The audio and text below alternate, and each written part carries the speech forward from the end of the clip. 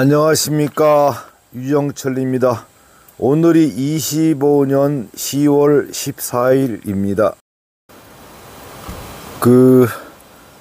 고추 농사 짓는 분들이 고추가 한참 열리는데 이거를 계속 설이 내릴 때까지 기다릴 건가 말 건가, 거기에 대해서 고민들을 많이 하시는데요. 제가 14년째 귀촌 농사를 짓는데 제 경험적으로 보면 된설이 내리기, 그러니까 된설이는 마이너스 5도 정도로 보시면 됩니다. 된설이 내리기 한 25일 한 달 전쯤에 고추 밑둥을 베시면, 고추 밑둥을 저는 뽑으려면 힘드니까 앞에처럼 이렇게 밑둥을 베입니다. 전지가위로 베는데 어렵진 않습니다. 밑둥을 베면은 60~70%는 익더라고요. 빨갛지 않은 고추를 따서 말리면 이렇게 빨개지지가 않는데, 경우에 따라서는 희나리 고추도 되는데, 밑둥을 베어 놓으면은 60~70%는 익는다는 경험을 했습니다. 왜 그런가 생각을 해보면, 고추 줄기나 잎에 있는 영양분들이 최대한 고추 쪽으로 이동을 하는 것 같아요. 그래서 고추를 따서 말리는 거하고는 비할 바 없이 빨간 고추가 많이 생긴다, 그렇게 아시면 됩니다. 저는 이렇게 해서 딴 고추를 기존에 땄던 정상적인 빨간 고추하고 섞어서 방아를 찢습니다. 여기는 홍천이라서 중북부 지역인데, 제 경험적으로 보면 10월 25일부터 11월 5일 사이에 마이너스 5도로 떨어지더라고요. 그럼 마이너스 5도는 어떤 의미가 있냐면, 호박잎이고 고추잎이고 모든 게 마이너스 5도쯤 돼서 된설이가 내리게 되면 전부 새카맣게 말라 죽습니다. 그래서 그 시기에 맞춰서 어느 적당한 시기에 고추 밑둥을 베는 게 좋다, 저는 그런 결론을 내렸습니다. 예, 이 밭은 11월 3일 날 베었습니다. 그런데 지금 11월 3일이면 11일 차인데 일주일 정도는 가을비가 계속 내려서 고추가 덜 시든 상태입니다.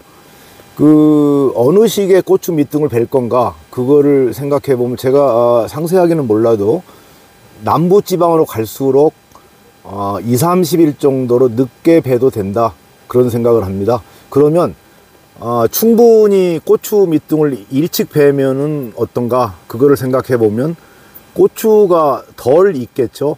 그러니까 최대한 익게 하면서 고추 밑둥을 베는 시기는 일기예보 과거 자료를 보시면 알 수 있는데, 된설이 내리기 전에 한 25일이나 한 달 전쯤에 베는 게 저는 그나마 최대한 붉은 고추를 수확할 수 있는 선택이라고 판단하고 있습니다.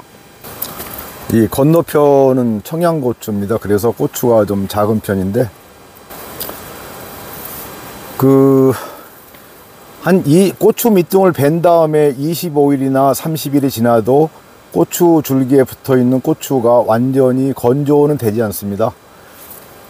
그러나 그 상태에서, 그러니까 어느 정도 고추에서 물기가 빠진 상태에서 마이너스 5도로 떨어져도 이수분이 적기 때문에 마이너스 5도까지 떨어져도 아마 조직이 동파되지 않아서 그런 건지 고추는 이렇게 정상적인 상태로 딸 수가 있었습니다. 충분히 일찍 고추 밑둥을 베면 된설이가 내리기 전에 더 꼬들꼬들한 고추를 딸 수 있겠지만, 그 경우에는 일주일 늦게 뱄을 때 그 사이에도 고추가 많이 익을 거라고요. 그런 기회를 놓친다고 봅니다.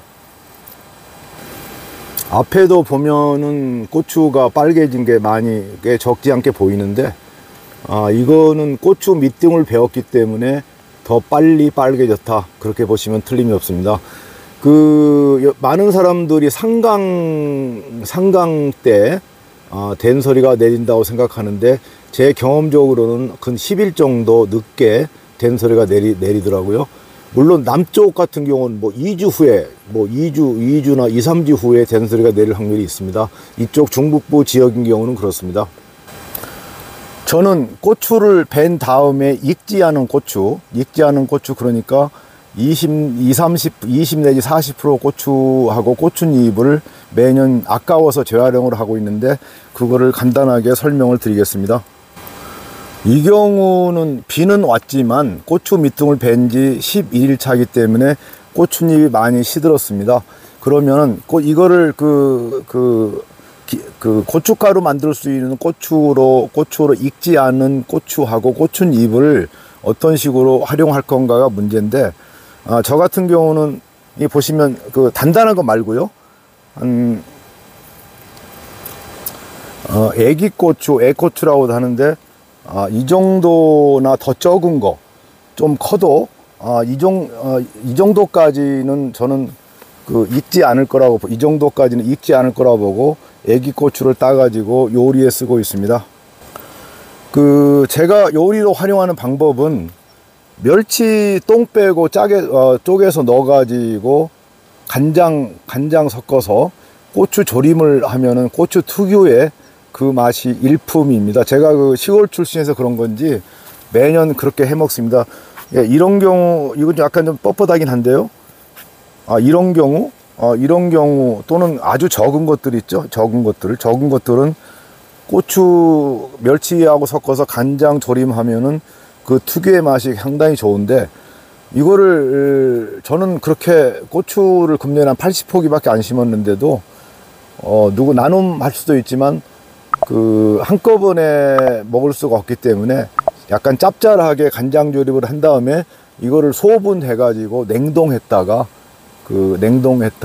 뭐 그 다음에 여름까지도 꺼내서 먹는데 상당히 맛있습니다. 여러분도 한번 시도해 보시고요.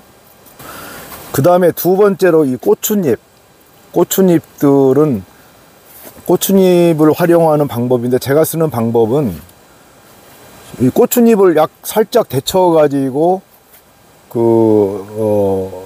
말려서 묵나물로 요리해 드는 것도 상당히 좋고요. 저 같은 경우는 완전히 바삭바삭하게 말리면 부서지기도 하고, 또 나중에 요리할 때 그거를 또 물에 담궈서 하는 번거로움이 있어 가지고 물에 살짝 데친 다음에 에는 반절 정도 건조를 합니다. 어느 정도냐면은 손으로 꽉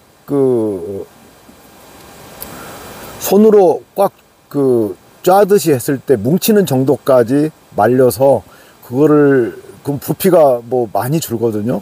그거를 냉동실에 냉동고에 넣었다가 그때 꺼내서 고추잎 요리를 해 먹습니다.